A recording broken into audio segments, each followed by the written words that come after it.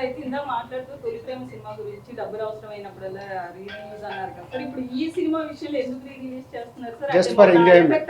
కాదు కాదు, ఏంటి ఎఫెక్ట్ మాకు పక్కన 300 కోట్ల సినిమా వచ్చింది కదా, మర్చిపోయావా ఏంటి? అప్పుడే సంక్రాంతితోనే లేదు, ఎంజాయ్మెంట్ ఏంటంటే ఒక హ్యాపీనెస్.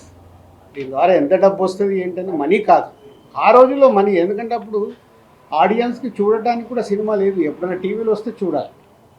అప్పుడు ఇంత పైరసీ లేదు, ఇప్పుడు పైరసీ ఉంది, ఓటీటీలో ఉంది, టీవీలో ఉంది. ఇవన్నీ దాటి కూడా థియేటర్కి వస్తున్నారంటే ఫర్ ఓన్లీ ఎంజాయ్మెంట్. మన బొమ్మరిల్ రిలీజ్ అయ్యేప్పుడు నేను వెళ్ళా థియేటర్కి, ఫస్ట్ టైం చూసాను నేను రీ రిలీజ్. అంటే విజిల్స్ కొడుతున్నారు, పాట వస్తే లేచి డ్యాన్స్ చేస్తున్నారు, అంటే అలా 3 గంటలు ఎంజాయ్ చేద్దామని ఫిక్స్ అయిపోయి థియేటర్కి వస్తున్నారు రీ రిలీజ్ అంటే. మొన్న బాంబే వెళ్తే కూడా హిందీ సినిమా ఒకటి 45 crores గ్రాస్ కలెక్ట్ చేసింది మన రీ రిలీజ్లో.